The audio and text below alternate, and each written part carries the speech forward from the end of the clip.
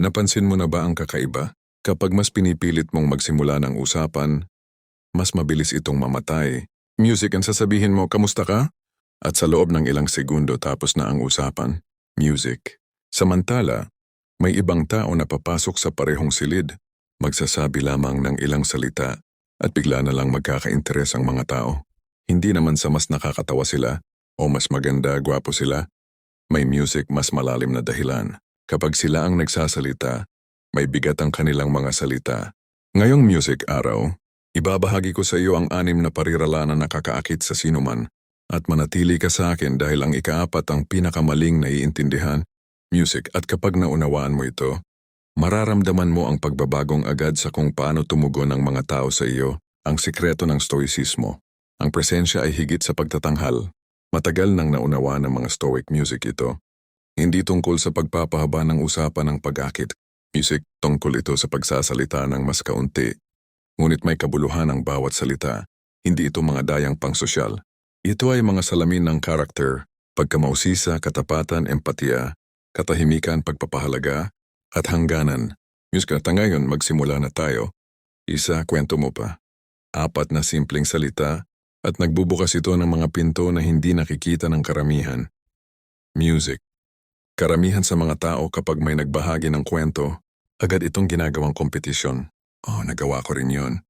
Music, ganito ang dapat mong gawin. At babalik na naman ang atensyon sa kanilang sarili. Ngunit kapag sinabi mo, kwento mo pa, at pagkatapos ay music tumahimik ka, nililikha mo ang isang bagay na bihira tunay na atensyon. Hindi ka nila naaalala dahil ikaw ay kawili-wili. Music naalala ka nila dahil naramdaman nilang sila ay kawili-wili sa paligid mo. Pangalawa, music, hindi ko alam. 3 salitang halos walang may lakas ng loob na sabihin kapag may nagtanong tungkol sa isang bagay na hindi mo naiintindihan. Ang music diyong ugali ay magkunwari, magmagaling, o magbigay ng malabong sagot na pwedeng kahulugan ng kahit ano. Music, ngunit lumalabas ang pagpapanggap. Nararamdaman ito ng mga tao. Bumababa ang tiwala. Ngayon isipin mo ang isang taong kalmadong nagsasabi, hindi ko alam. Walang paghingi ng paumanhin. Walang dahilan, kaliwanagan lamang. Music. Tanyag si Socrates sa ganitong uri ng karunungan. Ang pagkilala sa limitasyon ng iyong kaalaman. Music. Sapagkat nagsisimula ang kaalaman kung saan nagwawakas ang kayabangan. At kakatwa kapag tumigil ka sa pagpapanggap, nagsisimulang makinig ang mga tao. Music. 3. Mukhang mahirap yun. Kapag may nagbahagi ng sakit, stress sa trabaho, hiwalayan, music o kabiguan, karamihan ay nagmamadaling ayusin ito. Dapat gawin mo ito. Nangyari rin sa akin noon. Music, mabuti ang hangarin nila, ngunit madalas itong parang paghuhusga. Sa halip sabihin mo, mukhang mahirap yon. Hindi ka naglulutas. Hindi ka nagmiminimiza. Music, kinikilala mo lang. Ang lakas ng stoicismo ay hindi malamig. Ito ay kontrolado. Ito ang pagiging magiliw ng hindi nanghihina. Kapag pinatunayan mo ang karanasan ng isang tao, binibigyan mo sila ng ligtas na espasyo para music huminga. Ang susunod ay kung saan nabibigo ang karamihan dahil takot sila sa katahimikan. Kung nakatutulong sa iyo ang mga insight na ito, isaalang-alang ang pag-subscribe sa channel. Isang maliit na music pag-click, ngunit isang makabuluhang paraan para suportahan ako habang ipinagpapatuloy ko ang paglalakbay na ito at maglakbay kasama ka patungo sa isang mas mabuting buhay. Isang araw music sa bawat pagkakataon, paat katahimikan, o inan music ang ika-4 na parirala ay ang katahimikan mismo. Karamihan sa mga tao ay nagpanik sa sandaling tumahimik ang isang usapan. Music, pinupuno nila ang espasyo ng kinakabahang mga salita, random na mga kwento, pilit na tawa. Music, iniisip nila na ang katahimikan ay kabiguan, ngunit ang katahimikan ay lakas. Panoorin ng isang taong komportable sa katahimikan. Music, mas kaunti ang sinasabi nila. Humihinto sila. Hindi sila nagmamadali. At kapag sila'y nagsalita na, nakikinig ang lahat dahil ang kanilang katahimikan ay senyales na ang susunod na sasabihin ay mahalaga. Alam ng mga stoic. Kapag tumigil ka sa pagtakbo mula sa katahimikan, music, tumitigil ka sa pagtakbo mula sa iyong sarili. 5. Pinapahalagahan kita. 3 salita. Music, ngunit mas malalim kaysa sa salamat. Ang salamat ay maaaring maging parang transaksyon lamang. Tinulungan mo ako, ginawa mo ang gawain, ngunit ang pinapahalagahan kita ay tumutukoy sa tao, hindi sa aksyon. Ibig sabihin nito ay music, nakikita ko ang iyong karakter.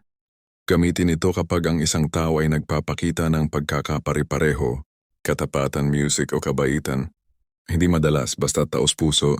Dahil sa isang mundong pinupuri ang produktibidad, music ang maging isang tao na kumikilala sa pagkatao ay bihira. Hindi, music. Ang pinakamahirap na salitang sabihin at ang pinaka nagpapalaya.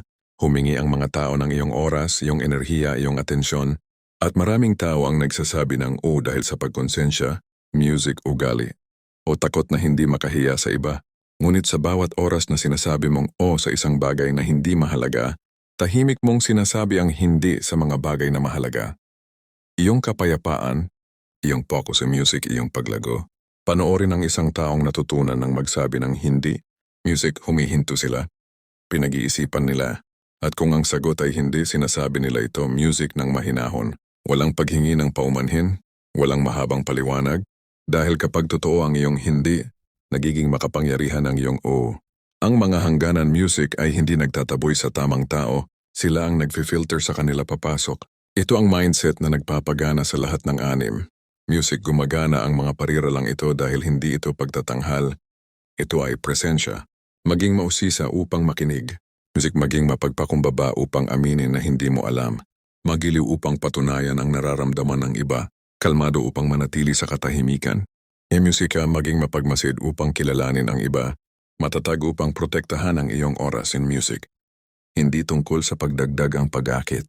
Tungkol ito sa pag-aalis ng hindi kailangan. Music ang ingay, ang pangangailangang magpa-impress, ang takot sa pagtanggi.